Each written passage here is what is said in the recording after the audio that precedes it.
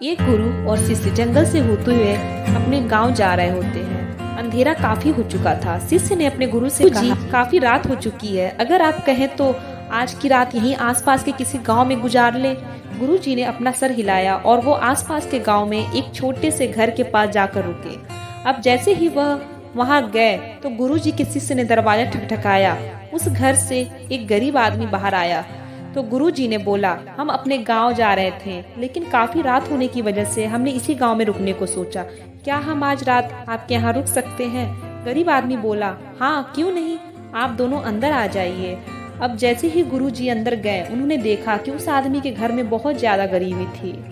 गुरु जी ने उसे पूछा कि आप काम क्या करते हो? वह गरीब आदमी बोला कि मेरे पास बहुत सारी जमीन है। तो गुरु जी ने बोला, अगर तुम्हारे पास बहुत सारी जमीन है तो इस तरह क्यों रह रहे हो? वो आदमी बोला, यह किसी काम की नहीं है। गांव वाले बोलते हैं कि ये बंजर जमीन है, यहाँ पर कुछ भी नहीं उगाई जा सकती है और वह फसल उगाना बहुत बड़ी बेवकूफ़ी है। गुरु जी ने बोला कि तुम्हारा गुजारा कैसे होता है? गुरु जी ने बोला कि तुम्हारा गुजारा कैसे होता है? उसने बोला कि मेरे पास एक भैंस है जिससे मेरा पूरा घर चलता है।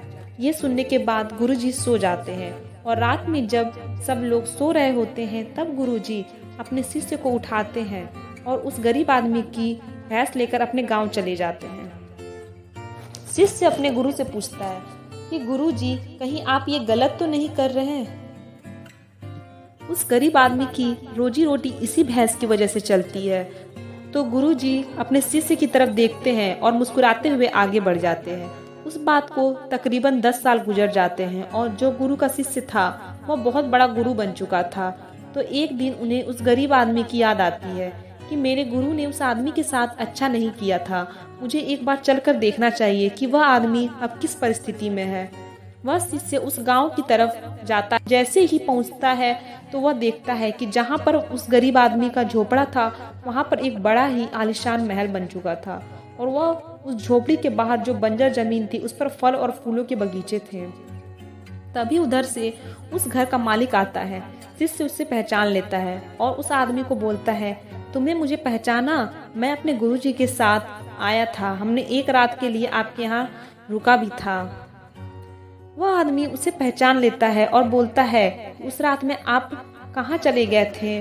और उस रात के बाद ही मेरी भैंस कहीं चली गई थी, मेरे पास कोई रास्ता नहीं था, तो मैंने अपने जमीन पर मेहनत की और फसल निकल आई और आज मैं इस गांव का सबसे बड़ा और सबसे अमीर आदमी बन चुका हूँ। यह सुनने के बाद शिष्य की आंखों में अपने गुरुजी के लिए आंसू आ गए और उसे ये बात अब समझ आई और वह रोने लगा।